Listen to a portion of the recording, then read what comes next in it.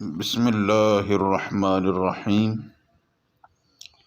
آج کی گفتگو میں وہ عظیم الشان درود پاک آپ کے سامنے رکھا جائے گا جس کے سبب بہت سے اولیاء اللہ کو مقام ولایت حاصل ہوا۔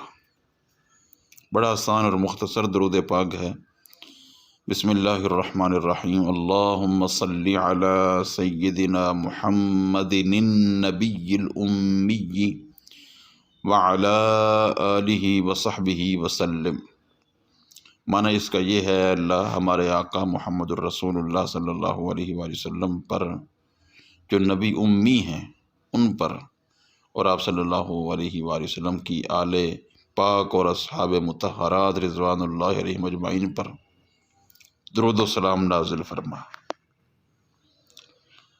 علامہ نبہانی علیہ رحمہ اس درود پاک کے متعلق فرماتے ہیں، وَهِيَ الَّتِي وَصَلَ بِهَا وَأَوْصَلَ تَلَامِذَتِهِ إِلَى مَقَامَاتِ الْوِلَایَةِ وَكَانَ وِرْدُهُ فِي كُلِّ يَوْمٍ 25,000 صلاۃ علی النبی صلی اللہ علیہ وسلم۔ فرماتے ہیں اس درود پاک کی برکت سے امام عارف باللہ سیدی عبداللہ بن محمد المغربی علیہ رحمہ، ان کے بہت سے واقعات آپ نے سماعت فرمائے کہ اللہ رب العزت نے بہت مرتبہ ان کو حضور علیہ السلام کی زیارت سے مشرف فرمایا۔ تو فرماتے ہیں اس درود پاک کی برکت سے انہیں اور ان کے کئی تلامذہ مقامات ولایت پر فائز ہوئے، اور روزانہ تقریباً 25,000 مرتبہ ان کا وظیفہ تھا، یعنی یہ درود پاک 25,000 مرتبہ پڑھتے تھے۔